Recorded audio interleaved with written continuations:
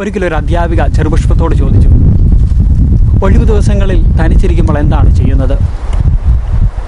അവൾ പറഞ്ഞു, എൻ്റെ കട്ടിലിൻ്റെ പിറകിലുള്ള ഒഴിഞ്ഞ സ്ഥലത്ത് ഞാൻ പോയിരിക്കും. അവിടെ ഇരുന്ന് ഞാൻ ആലോചിക്കും.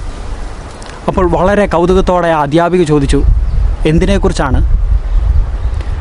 അവൾ പറഞ്ഞു, നല്ല ദൈവത്തെക്കുറിച്ചും ജീവിതത്തെക്കുറിച്ചും നിത്യജീവിതത്തെക്കുറിച്ചും ഞാൻ ആലോചിക്കും.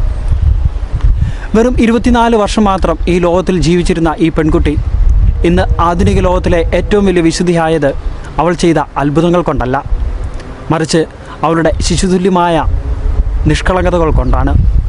അവൾ അഭ്യസിച്ചതും ജീവിച്ചതും സുവിശേഷത്തിൻ്റെ ഹൃദയമായിരുന്നു. ഒരു ശിശു തൻ്റെ മാതാപിതാക്കളിൽ നിന്ന് എല്ലാം പ്രതീക്ഷിക്കുന്നത് പോലെ അവൾ ദൈവത്തിൽ നിന്ന് എല്ലാം പ്രതീക്ഷിച്ചു.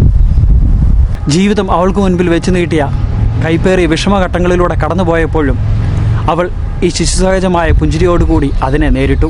സ്നേഹമുള്ളവരെ, വിശുദ്ധ കൊച്ചു ത്രേസ്യയെ പോലെ ശിശുസഹജമായ മനോഭാവത്തോടുകൂടെ നമുക്കും ദൈവത്തെ അന്വേഷിക്കുകയും സ്നേഹിക്കുകയും ചെയ്യാം.